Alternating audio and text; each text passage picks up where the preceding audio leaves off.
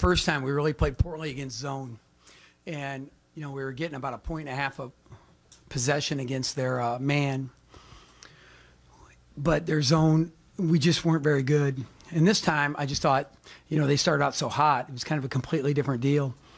So I'm not sure it's a matchup issue as much as the one matchup that hurt us was when we had Chimunga out there and they got 11 straight points on him. And with Kipper and with LaRon Black before he got his second.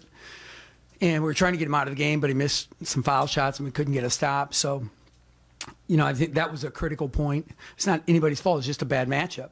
So I think that was a big deal. But we just didn't guard today the way we can, and I think we had a point where I don't know what it was in the first half, but they got like 33 points on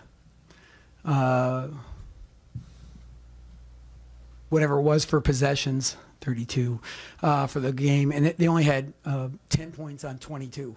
So whatever that math is, it was just ridiculous that we had just kind of gone to sleep, and I just didn't think we hadn't practiced that great coming in, and we played that way.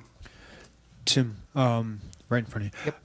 LaRon Black had a career night today. You have some long, athletic guys up front. Some other teams do. What makes him difficult to stop offensively? Well, he was a highly rated kid out of high school. He's a good player, and he's just growing into his own, I think. It takes time. I don't care who you are or how highly your talent is. It takes time to figure out what works for you, and I'm sure Brad's been a good influence on him. Not that John wasn't, but it just takes time to grow up a little bit. But LaRon was terrific tonight, and that lineup, didn't do us any favors right there. They got 9 offensive rebounds the second half, and he just kept hitting shots. Hey Tim, how much discussion did you guys have among yourselves as a staff about changing defense in the first half? And then once you did, what did you like about the 2-3? Yeah, we had practiced the 2-3. Really, outside of that one bad matchup where they got 11 points right away, we felt like we were kind of there, even though we didn't like the way we were guarding. So as long as we could keep things close, we thought. But at halftime, I just decided, let's go out, let's throw 2-3 at them early, see what they do. And then we got a whole bunch of stops. They were still in the 20% range until way late in the game. So that helped, certainly. And we mixed in some 1-3-1 on occasion, too. But I thought, and we practiced that 2-3, and it's pretty good with that small lineup. So it's not like we, just thought it up at halftime or anything like that. Hey, Tim, you mentioned the pressure of the moment at times in previous games. At the end of that game, after you took a 5-point lead, do you think that had an effect with the offense? I think it comes just to your mental readiness to compete. And so the first thing I look at is, when you talk about mental toughness, you talk about free throws. So here we are, tie game with 6:54 to go, and we have 8 possessions. 4 of them, we go 1 out of 2 at the line each time, 4 for 8. We make a 3. Glenn misses a point-blank layup. Palmer forces a layup, and then Palmer throws it out of bounds. And that's not pressure. That's just being locked in and doing what you're supposed to do. Anything else? In front. You can yell it out. We don't need a mic. Tim, this Illinois team has struggled all year, and your team's obviously fighting for the dance. What do you think was the difference in just how they approached the game?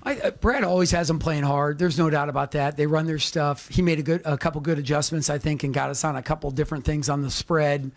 But really, I think those guys just the fact that the kids have stayed with it, their buy-in's good, and they're still playing hard. They're still competing even with nothing to play for, And so I think that's, the mark of good kids and the right leadership. Do you have a sense of why your practices weren't where you wanted them to be? I don't know. No, I'd write a book and retire somewhere sunny and sandy. But we addressed it too on what day is today? Sunday. So Saturday, Friday. Friday we had a little come to me boys meeting, and we practiced pretty hard after that, but then we weren't very good yesterday either. And you sit there as a coach, you're like, well, they're I know they want to get to the game, but you have to do the work to get to the game. So I know they took these guys seriously. There's no doubt about it. We know what Illinois can do. We know it's difficult to win here, but we just weren't up for it. We didn't. It's one thing to run to the fight, but you got to win the fight. And, there were some really great hustle plays by both teams. I mean, you think of the one loose ball that was it was an amazing display of guys sacrificing their bodies and fighting for the same thing. And it was just really a fascinating deal. I think Trent ended up with it and missed a three. I think that was the play. And, but, I think that both teams, once we got into it, were there. But just our first half defense was just so disappointing. And even with that one bad stretch, it just wasn't very good. Well, we were worried coming in, so yeah. Yeah, but it doesn't change anything. We were still worried.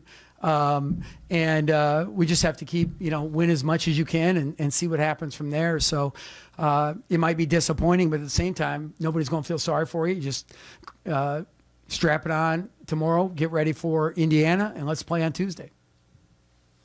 Tim, last one. What's the concern level with Glenn Watson right now? He seemed to really be fighting it today.